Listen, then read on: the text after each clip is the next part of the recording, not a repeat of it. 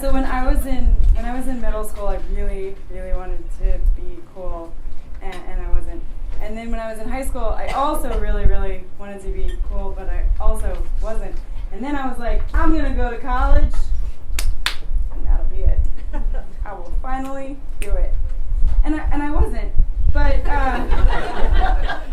I spent a lot of time doing things that I thought would make me cool. Like I smoked, and I drank, and I partied, and then I repeated that process. But it didn't really do it, and no one was about this idea that like maybe I was kind of cool. So I went through my first year vomiting on fire hydrants and doing things like that. I was in art school, and that was a place I thought that I would just be accepted as cool.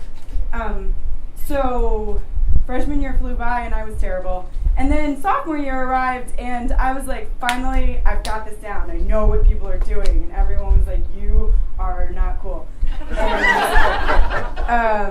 And then at some point, this girl arrived, and she was like a year below me.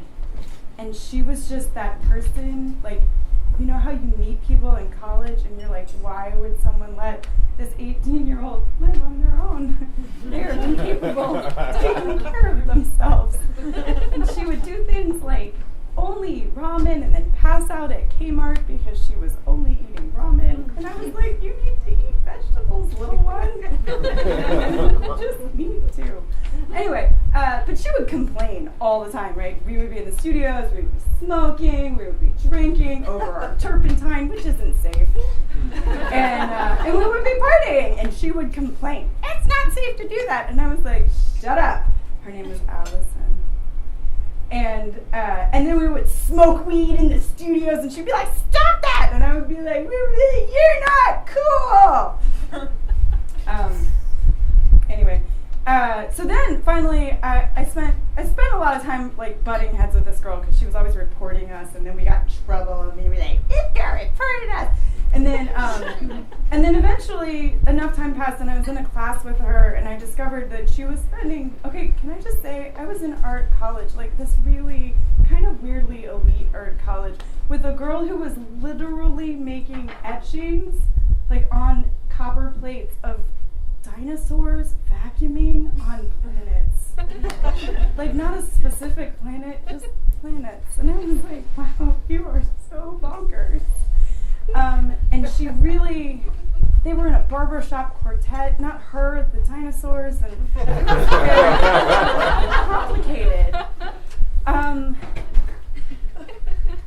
And the more I got to know her, the more I just really learned to love Allison. And she had never drank a drop of alcohol like in her life because her mother had this very rare like liver disease, and she was saving her liver in case her mom needed part of her liver. And she and her sister had this very elaborate thing about these dinosaurs who were in this barbershop quartet where they vacuumed on the moon or whatever.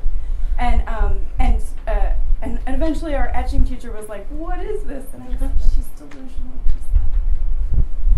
And then at some point, maybe like my junior or senior year, we were in a drawing class together, and she had brought in these drawings, and they were awful. And she had stuck them all up on the wall, and they were terrible. And everyone could not figure out what the deal was with it. And then I looked at them, and I was like, I kind of went up to the wall, and I sort of like spread them out because they were like balled up. She pulled them out of her backpack, and she used to ride around in those, you know, those roller skates that come out of your shoes, and they're like rollerblades. Like rollerblades aren't cool. They're just not. Anyway, and so I looked at these drawings that she brought in, and I kind of spread them out, and I was looking at them. I was like, whoa, these are crazy. And I smoothed them all out, and she had put them all real close together, and I spread them out from one another on the wall, and we all went, whoa, those are awesome. And it was like she would go to Central Park and do these amazing like painted drawings of the trees and like the fences, and it was like she was looking through time and seeing everything all at once, and they were amazing. And that year, like during the end of the year show, I like ironed all of her paintings and I put them all up on the wall, and people would stand in front of them and be like, "Those are amazing." And I was like, "Yeah, she's pretty awesome." And she was just totally herself, just this amazing little person who like lived up to nobody else's expectations, who did exactly what she wanted to do. And she was so cool. And I loved her so much. And she went to that art school because somebody told her she couldn't get in, and she was like, "I can do it." And then she did. And then she left art school and she joined a conservatory and plays the viola. And the last time I saw her, it was 1 a.m, and she was literally on those weird sneakers that have the, she was like rollerblading backwards down First Avenue, telling me like that she would see me again at some point. And I thought, look at that girl go. Yeah.